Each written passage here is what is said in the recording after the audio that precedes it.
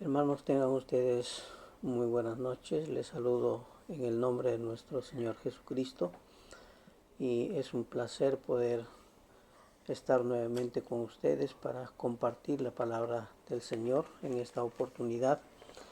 Y vamos ahora a leer un pasaje en el Nuevo Testamento, en la primera epístola del apóstol Juan, en el capítulo número 2. Y voy a leer solamente los primeros 6 versículos, pero la meditación será hasta el versículo 17. Y la palabra del Señor dice de la siguiente manera: Hijitos míos, estas cosas os escribo para que no pequéis. Y si alguno hubiere pecado, abogado tenemos para con el Padre a Jesucristo el justo. Y Él es la propiciación para nuestros pecados, y no solamente para los nuestros, sino también para los de todo el mundo. Y en esto sabemos que nosotros le conocemos si guardamos sus mandamientos. El que dice, yo le conozco, y no guarda sus mandamientos, el tal es mentiroso, y la verdad no está en él. Pero el que guarda su palabra, en este verdaderamente el amor de Dios se ha perfeccionado. Por esto sabemos que estamos en Él. El que dice que permanece en Él debe andar como Él anduvo. Amén. Vamos a orar pidiendo la bendición y la dirección de nuestro Señor. Oremos. Señor y Dios nuestro, en esta hora queremos acercarnos a su presencia, queremos agradecerle por su infinito amor, su misericordia, por la oportunidad que tenemos de acercarnos a su palabra y meditar en ella. Pero pedimos la sabiduría de su Espíritu Santo, quien nos hable a cada uno de nosotros conforme a nuestras necesidades, y que podamos escuchar y comprender el mensaje que usted tiene preparado para nuestras vidas. Nos ponemos en sus manos en el nombre precioso de nuestro Señor Jesucristo. Amén. Hermanos, el pasaje de esta noche, como ya mencioné, es 1 Juan capítulo 2, versículos 1 al 17. Pero el tema que yo quiero compartir con ustedes es las evidencias de un verdadero cristiano. Y para ello he dividido este capítulo en dos partes, en dos bloques. En primer lugar, los versículos 1 y 2, haciendo frente al pecado. Y el segundo punto, que es de los versículos 3 hasta el versículo 17, evidencias de nuestra conducta en comunión con Dios. Entonces vamos a ver el primer bloque, los versículos 1 y 2, y quiero que pongamos atención a lo que Juan está diciendo o cómo está iniciando este capítulo, porque inicia con estas palabras que son muy acogedoras para cada uno de nosotros, y dice: hijitos míos, estas cosas os escribo para que no pequéis. Está haciendo énfasis a los versículos 5 al 10 del capítulo 1, donde ha expuesto lo que significa vivir en Cristo. Y esa exposición de lo que significa vivir en Cristo lo hace con las siguientes afirmaciones. Hay 4 afirmaciones que encontramos en esos versículos. La primera de ellas dice: si decimos que tenemos comunión con Él y andamos en tinieblas, mentimos. La segunda afirmación: si andamos en luz, como Él está en luz, tenemos comunión unos con otros. La tercera afirmación: si decimos que no tenemos pecado, nos engañamos. Si decimos que no hemos pecado, le hacemos a Dios mentiroso. Y la cuarta afirmación dice lo siguiente: si confesamos nuestros pecados, Él es fiel y justo para perdonar nuestros pecados. Si vemos estas cuatro afirmaciones, es muy clara la idea que tiene Juan en estos versículos del capítulo 1 y que se relacionan directamente entre lo que hacemos y decimos. Es decir, guarda una relación directa entre el decir y el hacer. No podemos afirmar algo y hacer lo contrario. Entonces ese es el principio que encontramos aquí. Y cuando Juan empieza el capítulo 2, hijitos míos, he escrito esto, justamente se está refiriendo a esos principios que hemos mencionado. Y utiliza esta expresión llena de amor y de ternura, diciendo hijitos míos, con lo cual está mostrando su gran preocupación por el pueblo de Dios a quienes va dirigida esta carta. Es la expresión de un anciano líder que ha pasado casi toda su vida al servicio de la iglesia. Palabras que copió de su maestro, el Señor Jesucristo, cuando él en su juventud como apóstol fue testigo del ministerio terrenal de nuestro Señor Jesucristo, quien en el Evangelio de Juan, en el capítulo 13, versículo 33, dice lo siguiente: hijitos, aún estaré con vosotros un poco de tiempo. Y también en el capítulo 21, versículo 5, otra vez esta misma expresión: y les dijo, hijitos, ¿tenéis algo de comer? Son momentos en los que el Señor Jesús estuvo con sus discípulos y les hablaba con esa ternura, con ese aprecio, con esa familiaridad. Y Juan está usando o replicando ese tipo de expresiones. Pero por otro lado, muestra la gran preocupación por la iglesia, pues su exhortación tiene como propósito que la iglesia no llegara a cometer pecado. Preocupación que ahora también está presente en todos los verdaderos pastores y líderes de las iglesias, cuya preocupación es que los hijos de Dios permanezcan en el camino del Señor sin apartarse de Él. En la segunda parte del versículo 1, el apóstol completa su exhortación pasando del aspecto negativo para que no pequéis al positivo de la siguiente manera: pero si alguno hubiese cometido pecado, abogado tenemos para con el Padre, a Jesucristo el justo. Es sabido, y no solo por lo que Juan dice, sino por lo que encontramos en toda la Biblia, que hay un acusador que es Satanás. En Apocalipsis 12:10 menciona que Satanás es el acusador, el que siempre está acusando, siempre está buscando hacer caer a los cristianos. Por eso Juan insiste en afirmar que si alguno hubiere pecado, hay una solución a ese problema. Pero hay que tener cuidado. Con esto no quiere decir entonces podemos pecar, porque al final de cuentas tenemos quien nos defienda. No es esa la idea para nada. Solamente la preocupación de que no peques, y si has pecado por alguna razón, bueno, tienes la posibilidad de un abogado. Ahora, es obvio que Juan está refiriéndose que el que ha pecado puede recibir el perdón o puede hacer uso de su abogado, pero dependerá mucho de cómo sea el tratamiento que des a tu pecado.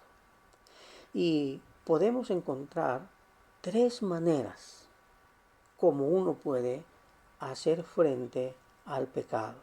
Tres maneras como tú puedes afrontar esta situación pecaminosa en la que puedes haber caído, y son los siguientes. En primer lugar, podemos intentar esconder nuestro pecado, lo cual desde la perspectiva de Dios es imposible, porque Dios todo lo sabe. Y eso lo podemos confirmar con lo que dice Lucas capítulo 12, versículo 2, donde dice: porque nada hay encubierto que no haya de descubrirse, ni oculto que no haya de saberse. Igual el salmista en el Antiguo Testamento menciona algo similar. Dice: mientras callé, se envejecieron mis huesos en mi gemir todos los días. Y está hablando de su experiencia. Traté de ocultar, de esconder mi pecado, y lo único que sucedió es que me envejecí y mis huesos gimieron. Entonces no es posible hacer eso.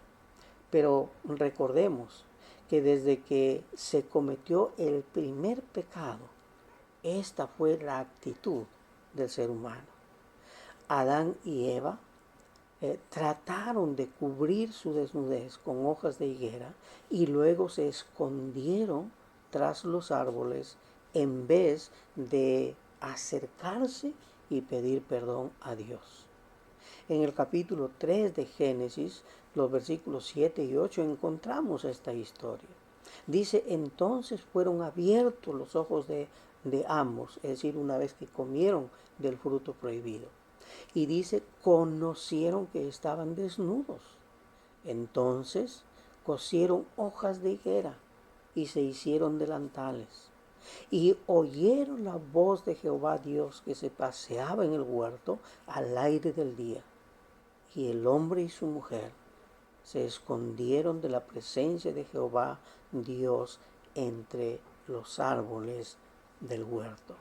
Es decir, la desobediencia, el pecado, los llevó a tomar esta decisión, a tratar de encubrir ese pecado, tratar de ocultarlo a los ojos de Dios. Entonces, la primera forma como el ser humano puede reaccionar ante un pecado, tratando de encubrirlo. Hay una segunda manera que se puede reaccionar. Dice: podemos tratar de justificarnos viendo o tratando de encontrar la culpa en otra persona y no en uno mismo.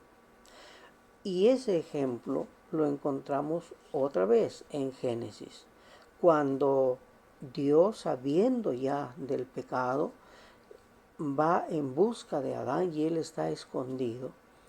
Dios le pregunta: ¿y dónde estás?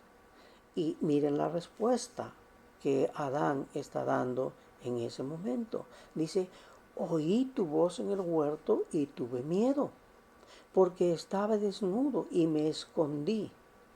Y Dios le dijo: ¿quién te enseñó que estabas desnudo? ¿Has comido del árbol que te mandé no comieseis? Y miren ustedes aquí cómo el relato sigue describiendo la actitud de Adán. Dice: y el hombre respondió: la mujer que tú me diste por compañera me dio del árbol y comí. Entonces Jehová Dios dijo a la mujer: ¿qué es lo que has hecho? Y dijo la mujer: la serpiente me engañó y comí. Adán lo intentó justificar su pecado. Intentó buscar quedar él libre y echar la culpa a otro. Adán dice que culpó a Eva. Y Eva, siguiendo el mismo camino de Adán, dice, ella culpó a la serpiente. Hermanos, lo peor de todo es cuando no queremos asumir nuestra responsabilidad delante de Dios y buscamos encontrar al culpable fuera de nosotros, es decir, no asumir nuestra responsabilidad.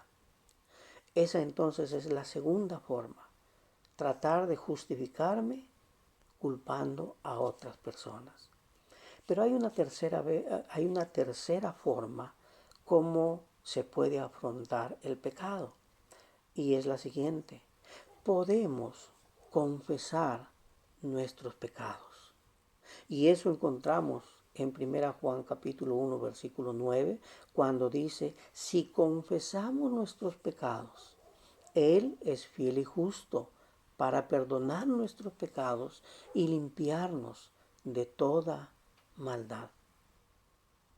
Es decir, debemos venir ante el Señor y confesar nuestros pecados, confesar directamente a la luz que es Cristo. David experimenta este perdón cuando fue y confesó su pecado en el Salmo 32:5. Dice: mi pecado te declaré y no encubrí mi iniquidad. Dije: confesaré mis transgresiones a Jehová. Y miren la respuesta: y tú perdonaste la maldad de mi pecado. Tú confiesas y Dios te perdona. Pero también el mismo salmista en el Salmo 32, versículo 1 dice: bienaventurado aquel cuya transgresión ha sido perdonada y cubierto su pecado. Pero para que sea perdonada y para que ese pecado sea cubierto, tiene que haber una confesión para que haya perdón.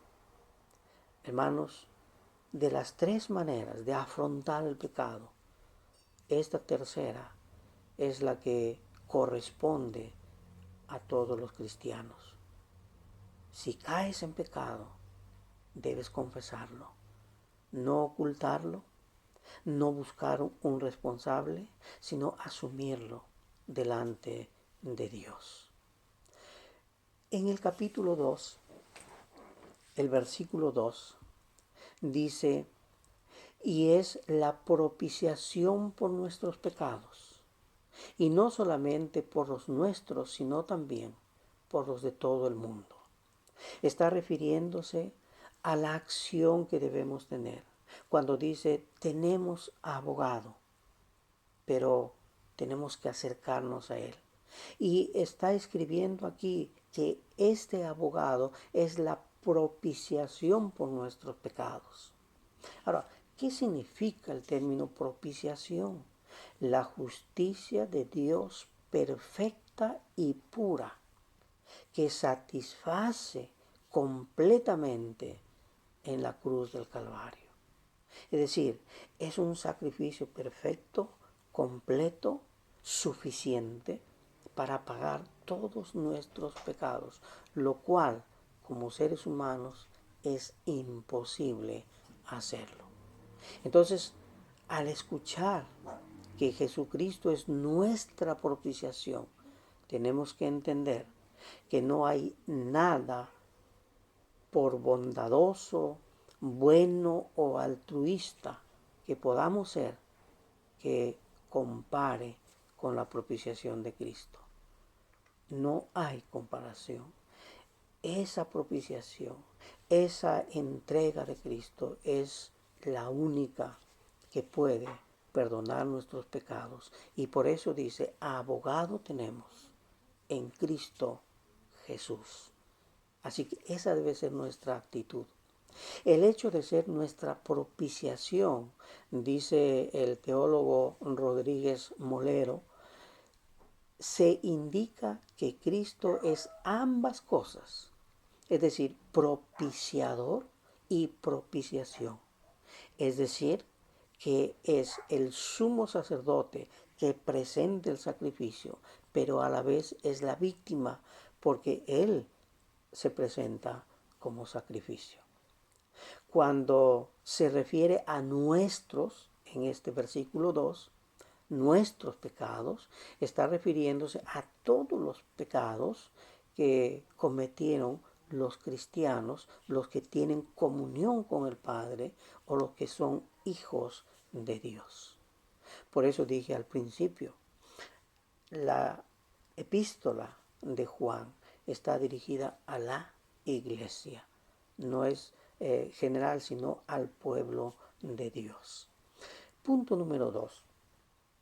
¿Cuáles son las evidencias de nuestra conducta en comunión con Dios?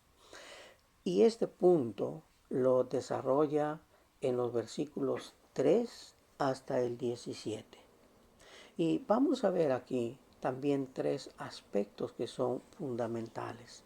¿Cómo podemos evidenciar nuestra conducta en comunión con Dios? En primer lugar, punto A, dice, demostrando que conocemos a Dios. Y eso lo desarrolla en los versículos 3 al 6. Y leemos lo que dice allí. Y en esto sabemos que nosotros le conocemos si guardamos sus mandamientos. El que dice que le conoce y no guarda sus mandamientos, el tal es mentiroso y la verdad no está en él. Pero el que guarda su palabra, en este verdaderamente el amor de Dios se ha perfeccionado. Por esto sabemos que estamos en él. El que dice que permanece en él debe andar como él anduvo.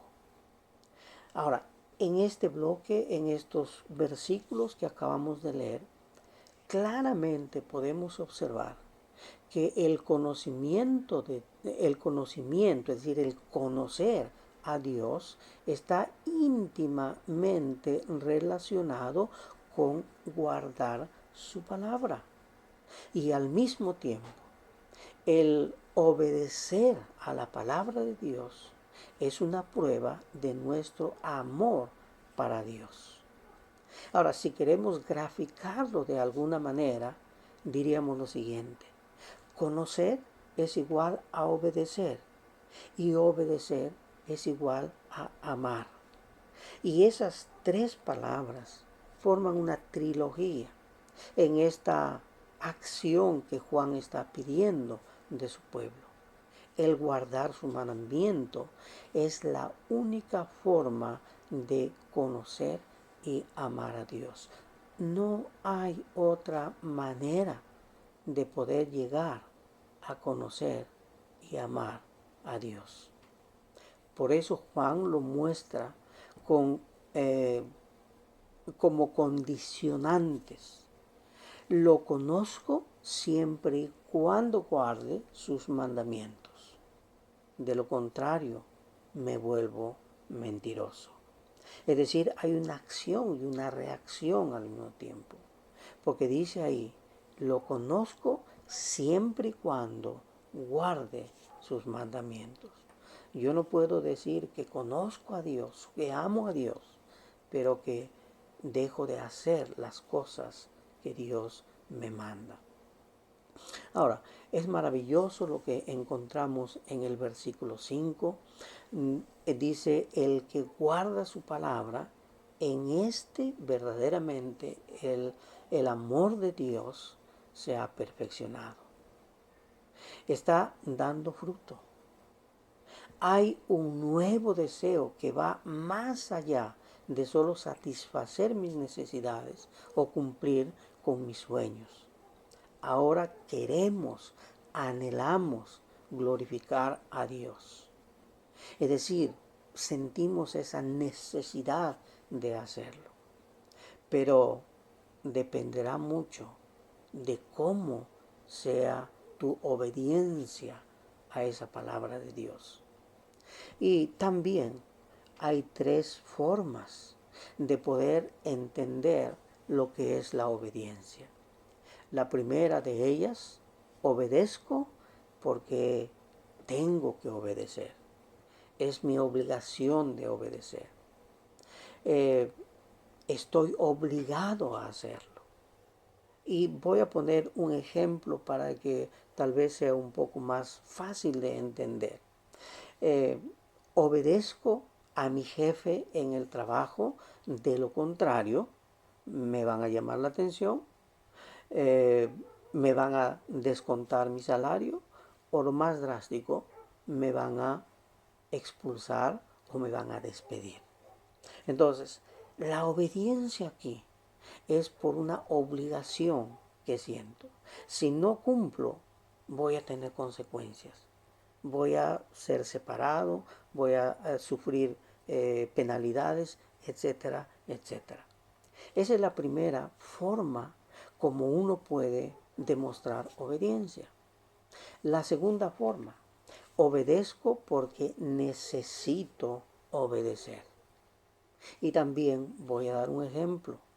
Dice, si yo estoy enfermo y acudo a un médico y él me da un tratamiento para curar mi enfermedad, si quiero ser sanado, debo cumplir con el tratamiento. De lo contrario, seguiré enfermo y quizá muera. Entonces, obedezco porque quiero estar sano. Necesito obedecer, necesito cumplir esto para poder sanarme. Esa es la otra forma que nosotros podemos entender. Bueno, sí, estoy obedeciendo, pero porque necesito hacerlo. Y la tercera, dice, es la obediencia porque quiero obedecer. Anhelo hacerlo. Me siento bien haciéndolo. Y obviamente, este es el tipo de obediencia que requiere el cristiano para desear conocer a Dios. Y el Evangelio en cierta manera lo grafica de esa manera. Porque Juan nos dice en el capítulo 14 y versículo 15, el Señor mismo nos está diciendo, si me amáis, guardar mis mandamientos.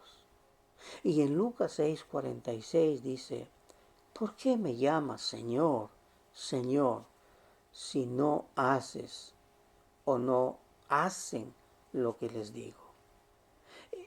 Miren ustedes, en los dos casos la idea es la misma. Si me amas, guardas mis mandamientos. Pero si me dices Señor y no obedeces, ¿por qué me llamas Señor? No es congruente, no es correcto, es algo incorrecto, no es lo que debe ser.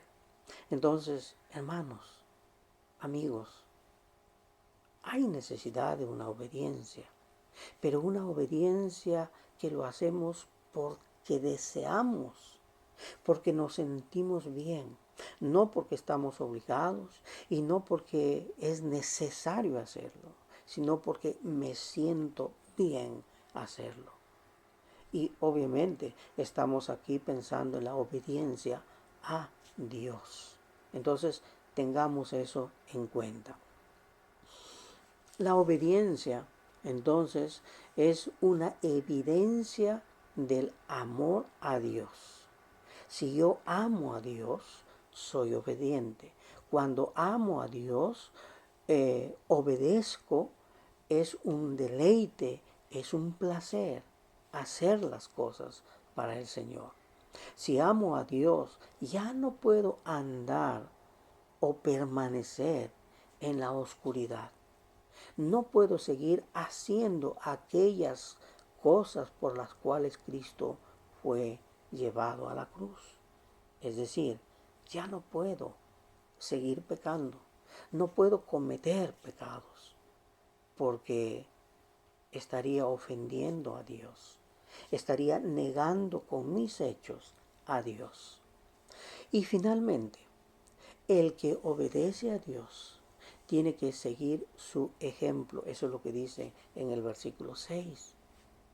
El que obedece a Dios tiene que seguir su ejemplo. Y lo expresa de esta manera. El que dice que permanece en Él debe andar como Él anduvo.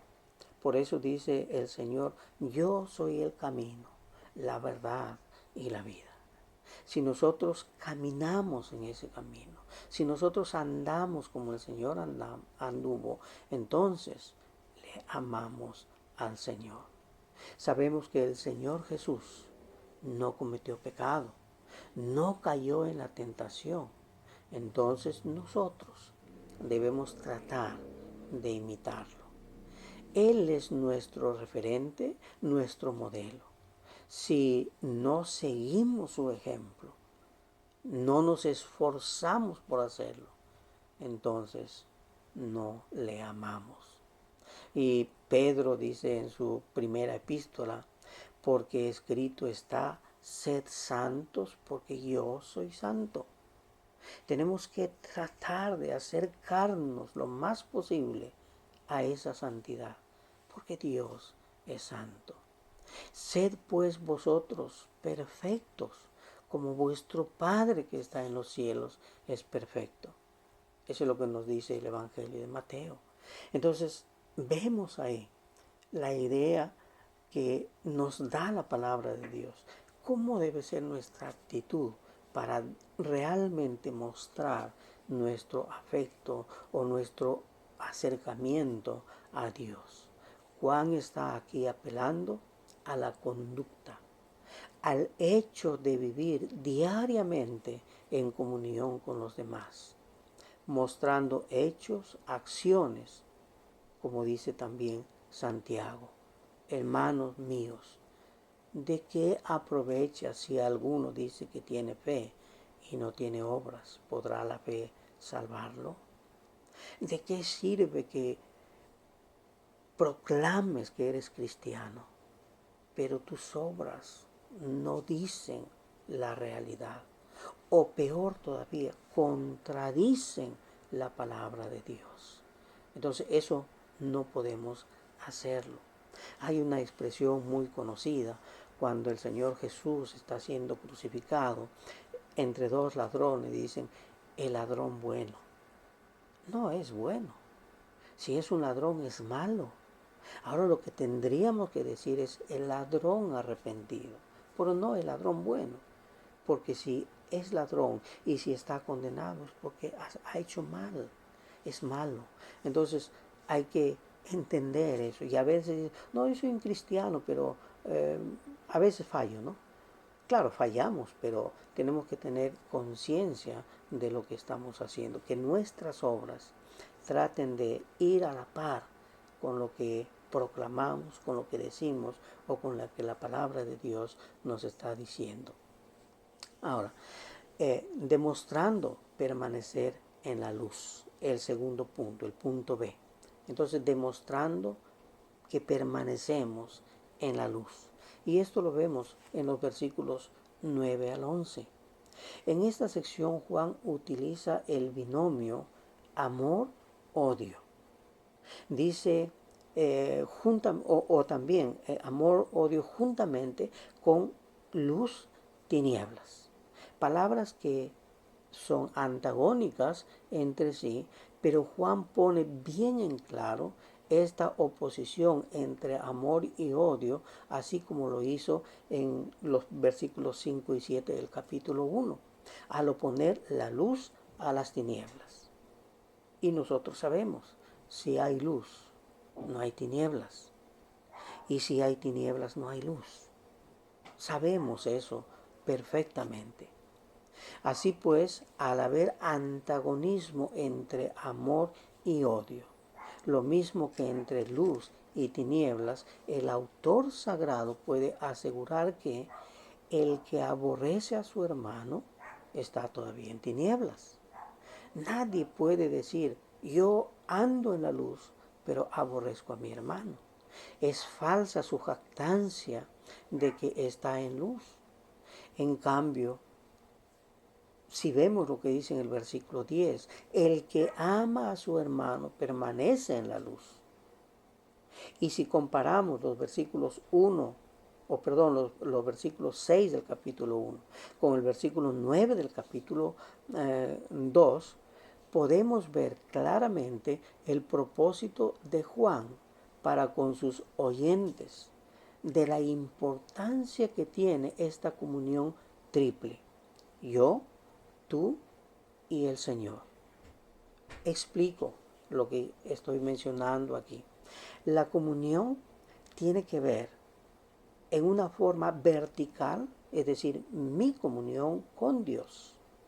Y la comunión tiene que ver en el aspecto horizontal, es decir, yo y mi semejante. Por eso está mencionando aquí estos tres elementos: yo, él y Dios, ¿no? O yo, tú y Dios. Si no hay esa armonía en los tres, estamos fallando en algo y no estamos haciendo lo que Dios nos está pidiendo. Ahora, en el versículo 11 nos dice lo siguiente: el que ama a su hermano permanece en la luz y en él no hay tropiezo.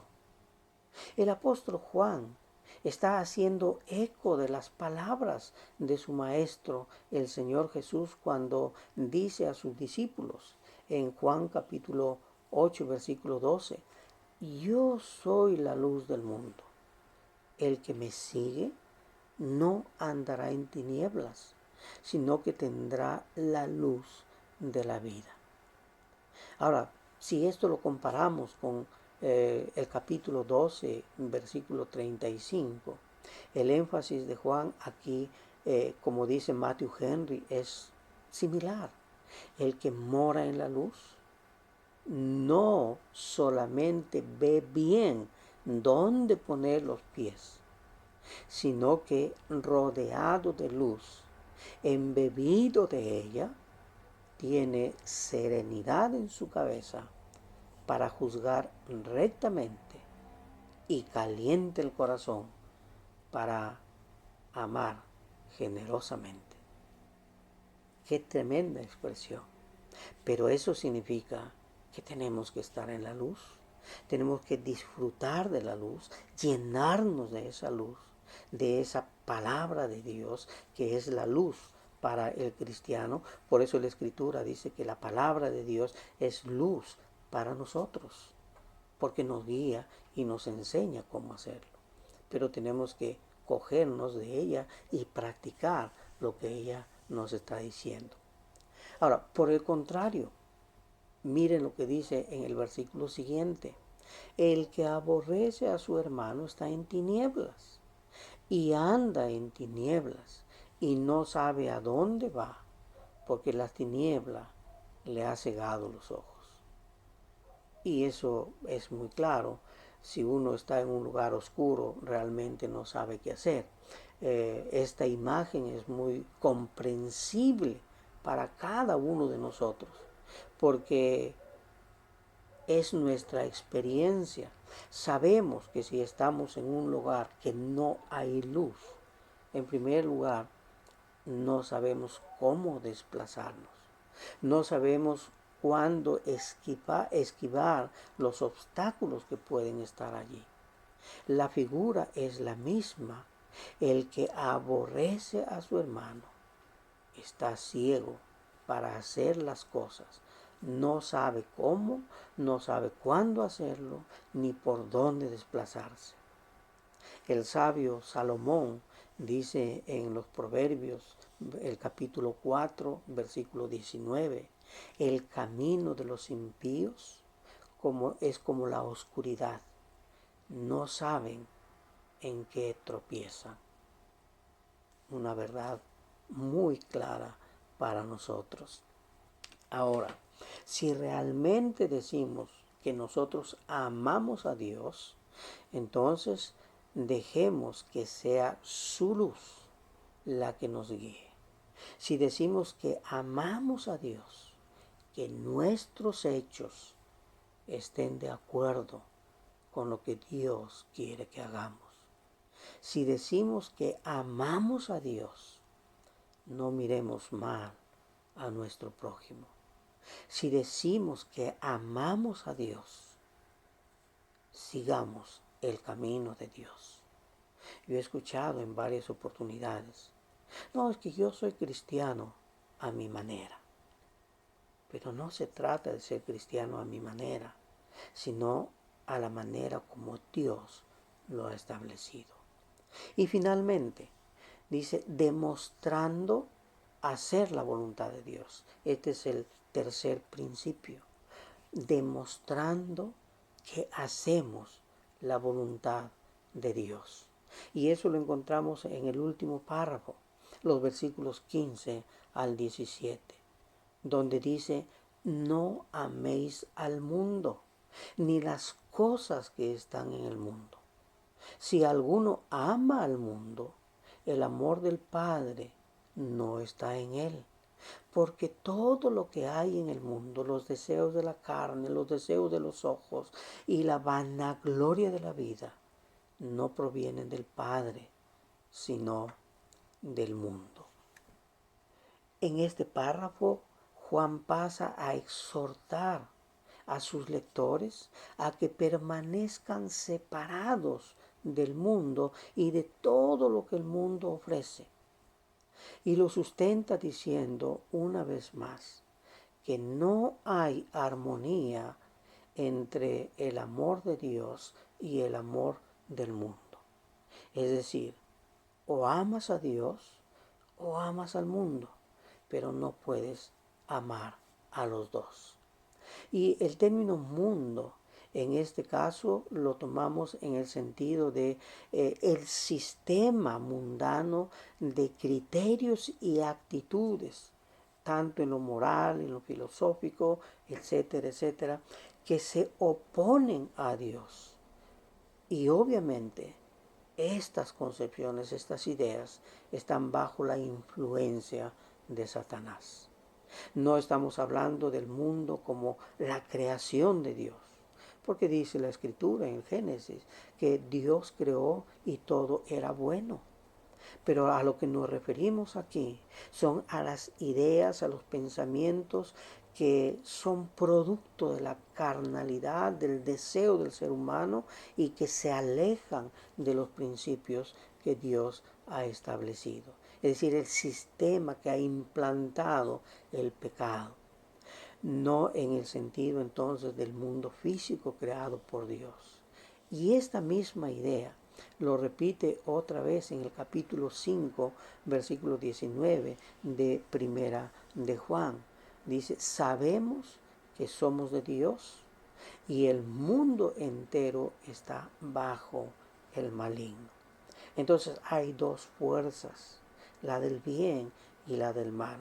La del bien, la que está guiada, dirigida por Dios, y la del mal, la que está guiada por Satanás. Estimados hermanos, amigos, Juan está haciendo énfasis en tres cosas que los incentivos del mundo te ofrecen como un sistema malvado y que muchas veces hacen caer a la persona, por lo cual debemos alejarnos del mundo. En ese sentido, no quiere decir irme al cerro donde no hay personas, irme al desierto donde estoy solo, apartado de la sociedad. No, apartado del mundo significa apartado de las cosas del mundo, de las cosas pecaminosas que el mundo ofrece. Y en el versículo 16 dice, porque todo lo que hay en el mundo, los deseos de la carne, los deseos de los ojos y la vanagloria de la vida, no provienen del Padre, sino del mundo. Y hay tres cosas fundamentales que nos está diciendo aquí el apóstol Juan. La primera de ellas dice los deseos de la carne. Es decir, son los deseos desmedidos de nuestra naturaleza caída que nos impulsan a practicar toda la clase de pecados sin considerar el temor de Dios. Todo lo que el mundo puede ofrecer y que bien lo describe el apóstol Pablo en Gálatas capítulo 5, versículos 19 y 20.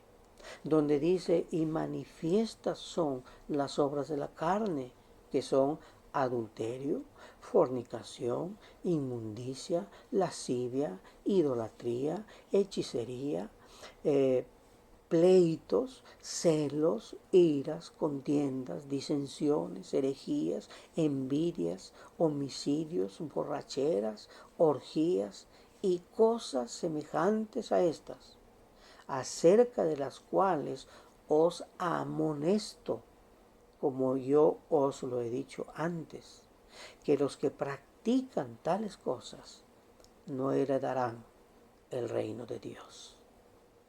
A eso es lo que se refiere los deseos de la carne, a todas estas cosas negativas, a todas esas cosas que Dios no comparte, pero que el mundo te lo ofrece como si fuera una gran alternativa de vida y que lastimosamente muchos son capturados en estas acciones. Y Juan está diciendo a los cristianos, cuidado con caer en eso.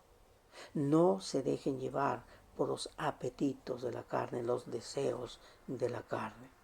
En segundo lugar, está mencionando que hay que tener cuidado de los deseos de los ojos, los atractivos del mundo que se hacen por medio de los ojos. Recordemos que el primer pecado entró por el deseo de los ojos. En Génesis 3:6 relata, y vio la mujer que el árbol era bueno para comer y que era agradable a los ojos y árbol codiciable para alcanzar sabiduría, y tomó del fruto y comió. Vio el árbol, le gustó la forma y dijo, no, esto es bueno, y quedó atrapada por la forma y cayó en el pecado. Fue a causa de los deseos de los ojos que el rey David cometió el pecado de adulterio y posteriormente el de homicidio. Dice, y sucedió un día, al caer la tarde, que se levantó David de su lecho y se paseaba sobre el terrado de la casa real, y vio desde el terrado una mujer que estaba bañándose, la cual era muy hermosa. La codició, hizo lo que no debía hacer. Como consecuencia de ella viene un niño y él manda a asesinar al esposo. Por ver, codició y cometió todo el pecado. Otro ejemplo en el Antiguo Testamento de Acán, en Josué capítulo 7, versículo 21. Dice, Acán cayó en pecado por el deseo de los ojos. Y miren lo que él dice. Vi entre los despojos un manto babilónico muy bueno y 200 siclos de plata, 200 siclos de plata, y un lingote de oro de peso de 50 siclos, lo cual codicié y tomé. Y he aquí que está escondido bajo tierra en medio de mi tienda, y el dinero debajo de ella. Pero esa confesión lo hace después de que ya la maldición había caído sobre el pueblo. Y lo descubrieron no porque él se fue a confesar, sino prácticamente porque le descubrieron y le obligaron a confesar. Pero miren, todo entró por los ojos. Cuando se trata de un deseo desmedido por la vista y que esté en contra de lo que Dios ha establecido, amado hermano, es hora de huir de él antes que caigas atrapado y no puedas salir. Por eso Mateo 5:29 dice, por tanto, si tu ojo derecho te es ocasión de caer, sácalo y échalo de ti, pues mejor es que se pierda uno de tus miembros y que todo tu cuerpo sea echado en el infierno. Lógicamente aquí está hablando de una forma metafórica. No quiere decir que tienes que arrancarte los ojos. ¿cuántos estarían sin ojos, ciegos, verdad? Pero la idea aquí es, si tienes la tentación de tu ojo, cambia tu mirada. No te dejes atrapar por eso. ¿Recuerdan ustedes lo que pasó con José? Cuando él fue tentado por la mujer, dice, él prefirió dejar su ropa y salir, pero no cayó en la tentación. Es decir, luchó contra esa tentación. Esa fortaleza es la que debemos nosotros tener. Y en tercer lugar dice, la vanagloria de la vida. Es decir, el deseo desmedido de poseer riquezas, títulos o logros para presumirlos considerándose superior a los demás. Estas personas son orgullosas y en la Biblia se les llama altivos de corazón.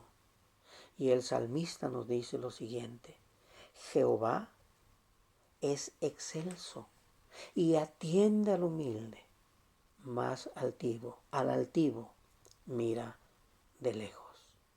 Hermanos, tres cosas que el apóstol Juan nos está diciendo que debemos tener cuidado si realmente queremos demostrar nuestro amor hacia Dios.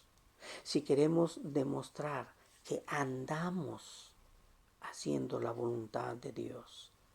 En primer lugar, no te dejes llevar por los deseos de la carne. En segundo lugar, no te dejes llevar por los deseos de los ojos. Y en tercer lugar, no te dejes llevar por la vanagloria.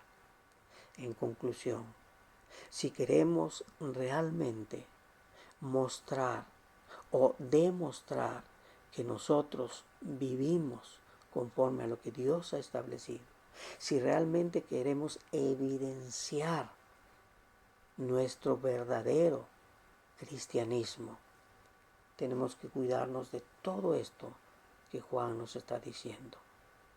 Es decir lo que hacemos, proclamar la palabra de Dios, buscar la comunión con Dios, no dejarnos arrastrar por las cosas del mundo, sino tratando de imitar a Cristo. Hermano, esa es la única manera de que puedes evidenciar tu verdadero cristianismo. Si eres cristiano y no estás evidenciando estos hechos, tienes que revisar tu forma de ser. De lo contrario, vas a tener problemas. Que Dios te bendiga. Vamos a orar. Señor y Dios nuestro, le damos gracias por su palabra. Gracias por el apóstol Juan que nos da esta exhortación y nos anima a vivir en una forma correcta, en santidad, buscando siempre hacer su voluntad. Ayúdenos, Señor, a entender lo que esto significa y a practicarlo también en nuestra vida diaria. No permita que seamos arrastrados por el mundo. Estamos en el mundo, pero no somos del mundo. Eso dice su palabra.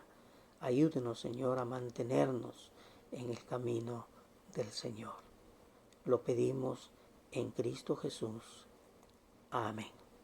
Hermanos, que la paz de nuestro Señor Jesucristo sea con cada uno de ustedes. Amén.